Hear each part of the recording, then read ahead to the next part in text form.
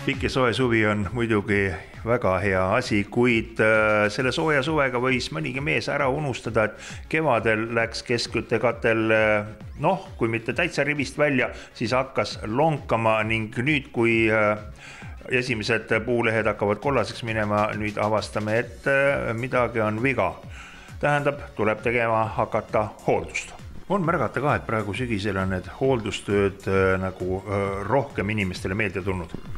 No kindlasti on sügis selline aeg, kus tuletab külm tuba meelde seda, et küttesüsteem vajab hooldust. Kindlasti igal asjal on oma aeg, selleks on võib-olla ka küttekatlal oma aeg amortiseerumine ja see aeg võib olla 5–10 aastat. Kui välja vahetada, siis kuidas tegutseda? Kas panna vana süsteemi peale või minna mõne täiesti uue süsteemi peale?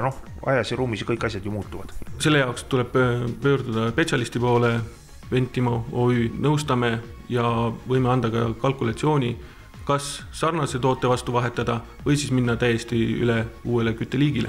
Siin tuleb täpselt minna seda teed, et vaadata üle olemasoleva süsteem, kui palju läheks maksma siis olemasoleva kütteliigiga jätkamine või siis praegusel hetkel kindlasti vaadata seda seadusandlust, et järgmisest aastast 2015 kaotatakse ära siis erisoodustus siis kütteõlile, et minna üle näiteks pelletikatlale. See tähendab, nii nagu õlikatlalgi korsten on olemas, mingi mahuti on ka pelletite jaoks vaja ja katlad ühes suurusformaadis.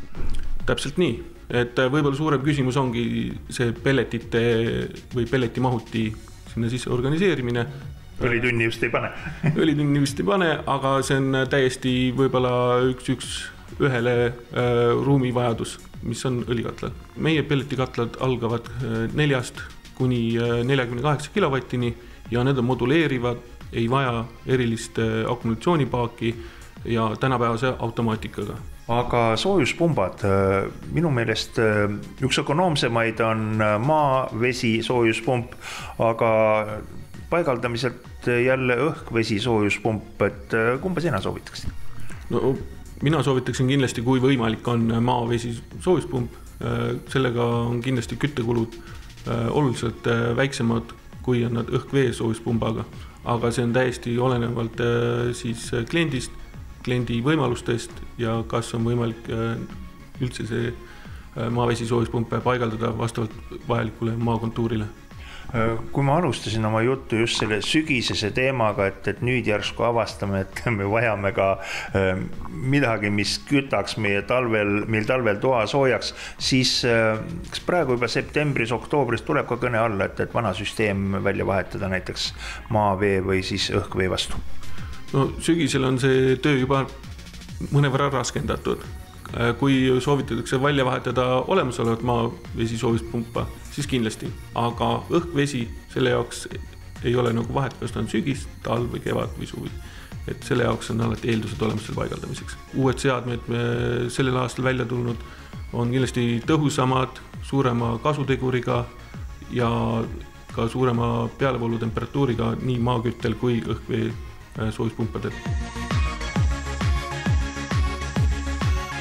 Meie aadress on Kadaka tee 131, osaühing Ventimo ja tulla koha peale ja tutvuda tootevalikuga, mis on kataloogis ja samuti, mis meil on siin müügisaalis väljas, et see on kindlasti selline, mis annab käega katsutava tunde. Niisiis, kui teil jäi suvisel soovel ajal tõepoolest katla korrastamine, küttesüsteemi korrastamine 2 silma vahele, siis praegu veel jõuab ja üks koht, kuhu tulla nõu ning abi küsima on siin Kadaka teel.